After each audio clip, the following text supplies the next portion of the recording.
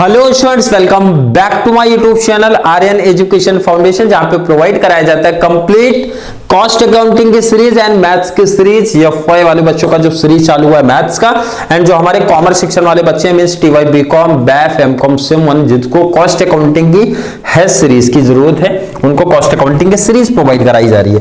काफी बच्चे परेशान कि सर टेंशन में कि सर इतनी स्पीड तरीके से लेक्चर्स प्रोवाइड कराए जाएंगे तो प्रैक्टिस कब कर लेंगे।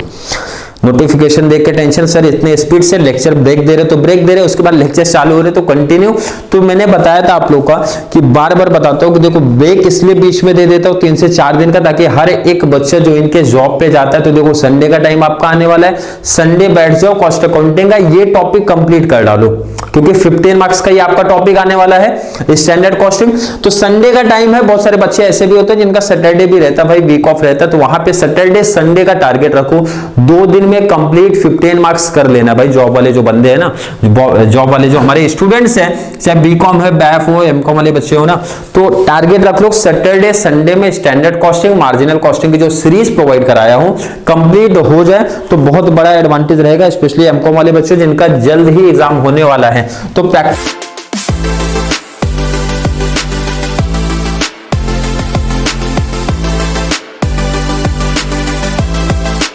प्रैक्टिस कर लो भाई बहुत अच्छे तरीके से, जितने लेक्चर संडे तक पॉसिबल हो पाएंगे। ट्राई है मंडे ट्यूसडे तक लास्ट आपका ये टॉपिक कंप्लीट, हर एक कॉन्सेप्ट 100% प्रैक्टिकल क्वेश्चन जिस टाइप के बन सकते हैं आप लोग का करा के दे दूं। क्लियर है सर? चलिए क्वेश्चन नंबर हमारा 6 है, हैशटैग नंबर 7 है। प्रैक्टिकल क्वेश्चन ऐड कर देता हूं। क्या दिया गया सर?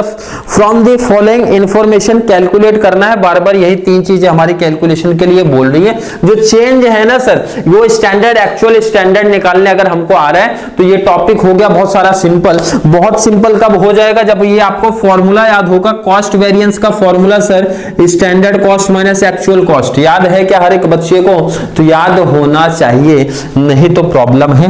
प्राइस की बात करेंगे sir, standard price minus actual price. Formula इसका बहुत सिंपल है। जब क्वांटिटी की बात करते हैं sir, standard quantity minus actual quantity. हमेशा एक चीज तो कॉमन है भाई, स्टैंडर्ड आगे है एक्चुअल बाद में है और माइनस ही हो रहा है। कॉस्ट बोला तो कॉस्ट से माइनस किया, प्राइस बोला प्राइस से माइनस किया, क्वांटिटी बोला तो क्वांटिटी से माइनस किया।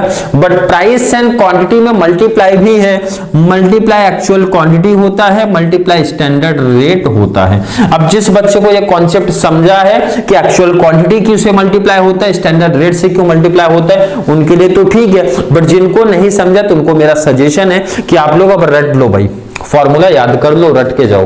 क्लियर है? अब मेन कॉन्सेप्ट है ये टेबल फिलअप कर लेना। क्वेश्चन देखते हैं, क्वेश्चन क्या बोल रहे हैं सर?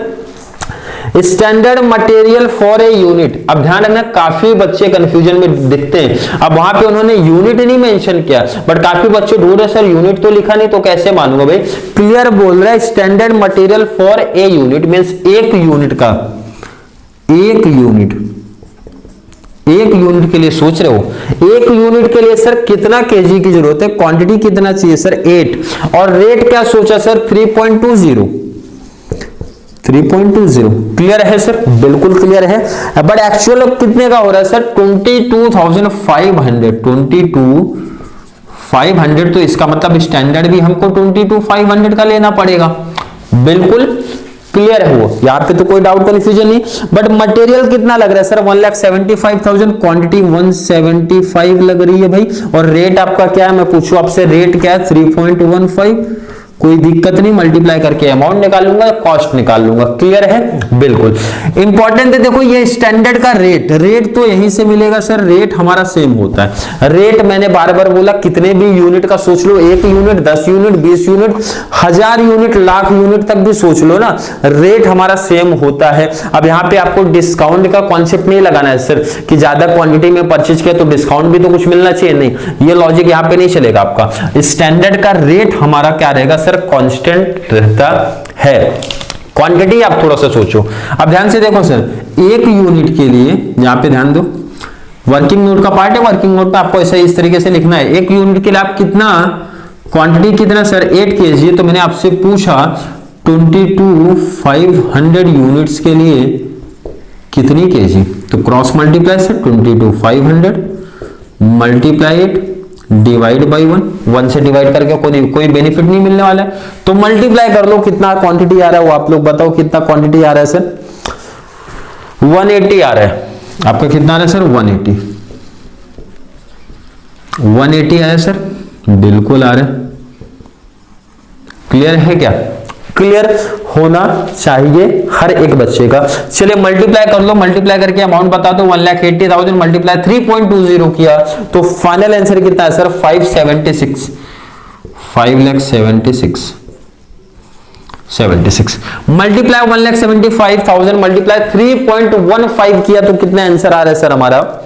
कैलकुलेट उठाओ, 5 आ रहा है आपका 551,250, 551,250।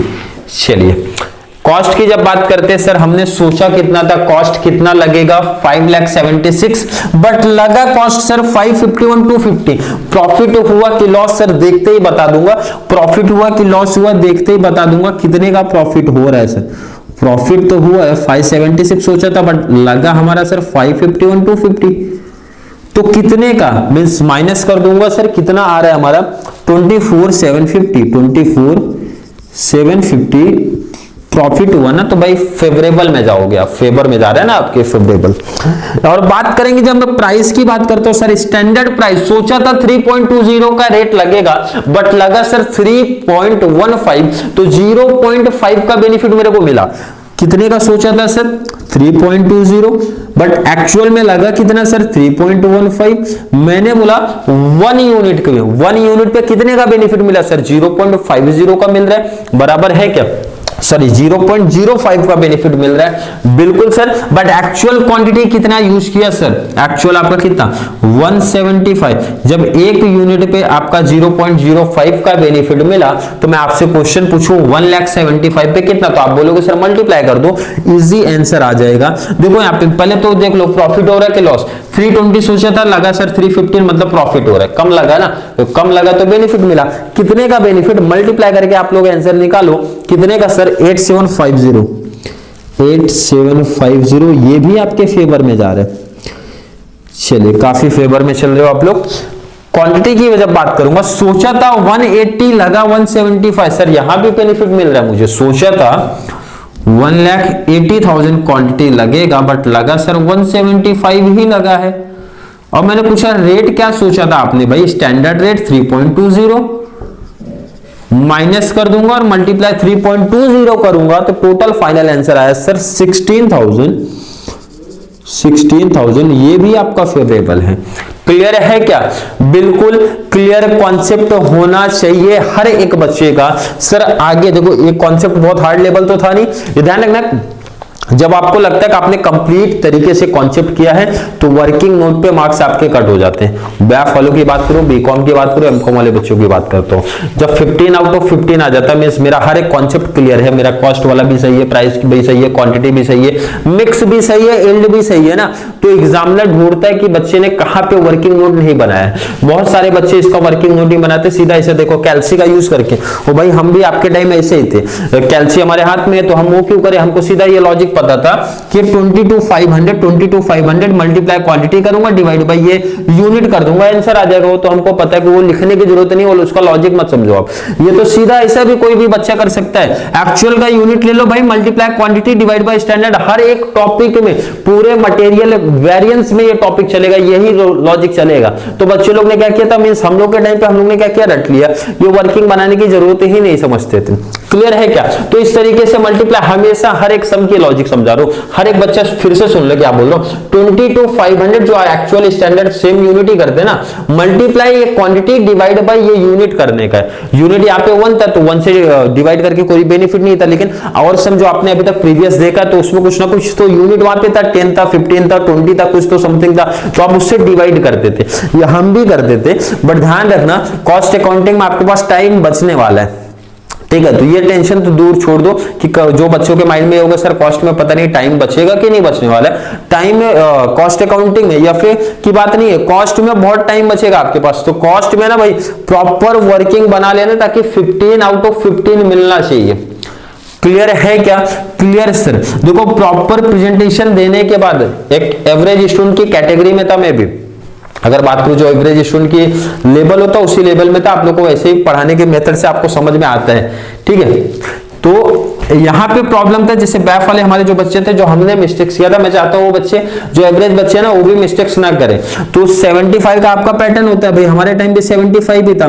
तो 75 में से जैसे एक बहुत बड़ा डिसएडवांटेज सर, मैंने शॉर्ट नोट्स कभी प्रैक्टिस नहीं किया। शॉर्ट नोट्स जस्ट अपने वर्डिंग में लिख के आता था, बट लिख के आता था, क्लियर है। एंड ऑब्जेक्टिव्स भी कभी प्रिपरेशन नहीं किया, इसीलिए इस बार ऑब्जेक्टिव्स की भी प्रिपरेशन आप लोग को करा के दूंगा, ताकि हर एक बच्चे का 75, अगर एवरेज बच्चे है ना तो गारंटी बोलता हूं 70 तक उनका भी पहुंचेंगे, 70 तक वो भी पहुंचेंगे। बट कंडीशन क्या है, 15 15 15 45 का टारगेट, 45 आउट ऑफ 45 प्रैक्टिकल में मिलने चाहिए। इसीलिए मैंने मार्जिनल कॉस्टिंग में भी वर्किंग नोट प्रॉपर बता के दिया हूं किस तरीके से आपको लिखना है, टाइम बचेगा इनफ। तो एक पेज प्रॉपर वर्किंग दिखाना। एंड स्टैंडर्ड की जब मैं बात करता हूं तो स्टैंडर्ड में ये सब वर्किंग के पार्ट है, वर्किंग नोट करके मेंशन करना प्रॉपर प्रेजेंटेशन के साथ। ये मेरे जैसे राइटिंग में नहीं लिखना, राइटिंग थोड़ी सी अच्छी लिख देना। तो 45 में से 45 मिल गया। ऑब्जेक्टिव्स की प्रिपरेशन करा के दे रहा हूं भाई, तो 15 आउट ऑफ 15 का टारगेट रखो ऑब्जेक्टिव्स में भी। जो बच्चे काफी पहले से सोच के रखते हैं, जैसे हमारे टाइम था हम तो 10 से 12 नंबर सोच के जाते थे, 15 में से 10-12 तो मिलने वाला ही।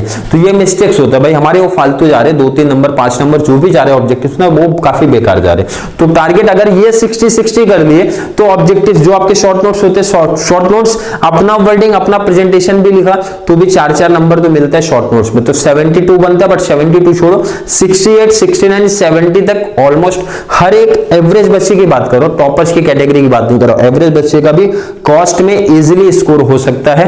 बैफ की बात किया, बीकॉम वालों का तो ऑलरेडी 100 मार्क्स का पेपर होता है, तो उनका 60 का तो सीधा ऑब्जेक्ट प्रैक्टिकल क्वेश्चन ही होता है, 20 का ऑब्जेक्टिव होता है। क्लियर है क्या? आई होप हर एक बच्चे को यहां तक का कॉन्सेप्ट क्लियर है। चलिए वीडियो थोड़ी सी हेल्पफुल लग रही तो वीडियो को लाइक करना, अच्छे अच्छे कमेंट ऐड करते रहा करो जितना ज्यादा पॉसिबल है। चैनल का लिंक शेयर करते रहो कॉमर्स सेक्शन वाले बच्चों को, ताकि उनको भी इस चैनल के थ्रू बहुत सारा बेनिफिट्स मिलता रहे। तो चलिए मिलेंगे नेक्स्ट क्लास में, तब तक के लिए थैंक यू सो मच।